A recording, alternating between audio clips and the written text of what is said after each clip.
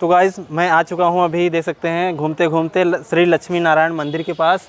चलिए देखते हैं अंदर का क्या माहौल है, किसकी मूर्ति है, क्या है अंदर।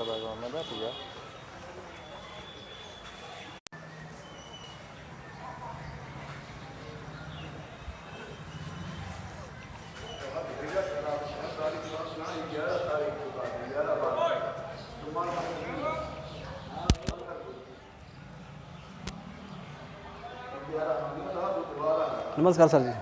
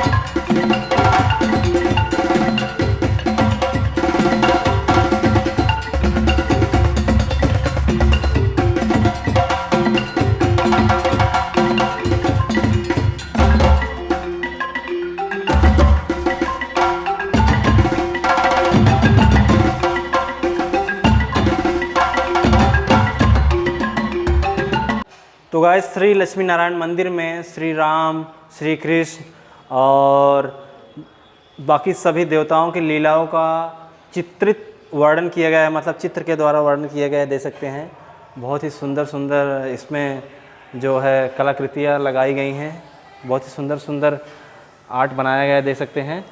और अंदर आके आपको बहुत सारी चीज़ें देखने को मिलेंगी, श्री राम जी का लीलाओं का और श्री कृष्ण की लीलाओं का, और बहुत सारे अवतार के बारे में आपको जानकारी मिलेगी।